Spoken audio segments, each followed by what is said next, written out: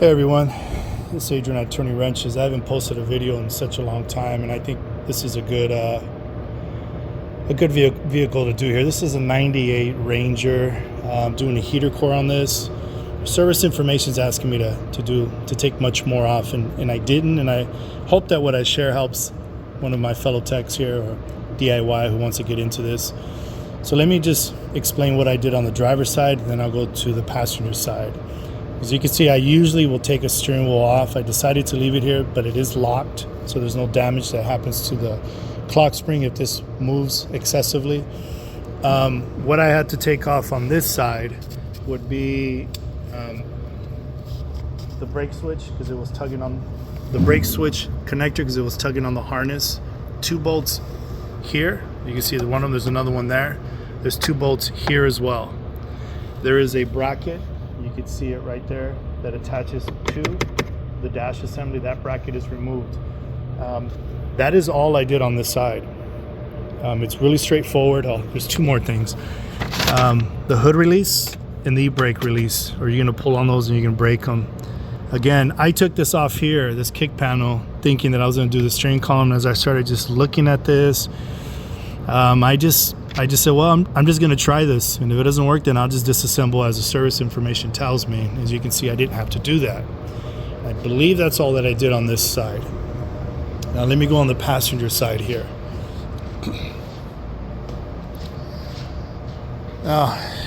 Passenger side, 1 bolt here, 1 here, as you can see the light, and then these up here. You do have to take a trim piece here. This is the antenna. I did not disconnect it. I did remove it from that Christmas tree there, from here, and I will push this right back into its grommet. I didn't want to remove the radio, honestly.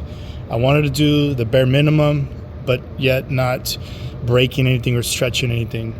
This blend door connector had to come off. Vacuum harness came off. This little connector came off for the vacuum. And I believe that was it. It came out quite easy. Since this is a stick shift, I did remove the stick shift assembly there in the center. If it would have been an automatic, I probably would have had to remove the transmission cable, shift cable, but that came out easy enough. Harness, ground wire. Now, one of the reasons I'm making this video is because there's some hidden bolts. Service information is calling to remove this thing completely, and there was no way I wanted to do that. I didn't want to discharge the AC. But I want to show you, see right back there, right? Let me see, I hope I can get this in the light here. There's a nut right here. I'm trying to show it. There's a nut right there. You see that? Where my light's shining? There's a nut there. There's a nut down here where the stud, there's another stud here, right there. There's a nut behind that. But the hidden one is right here. Right back there, you see that? That one, the stud will come out, you put a nut there.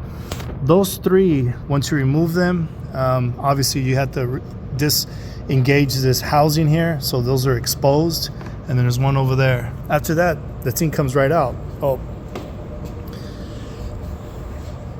And then there is this shield that gets in the way right there, right there.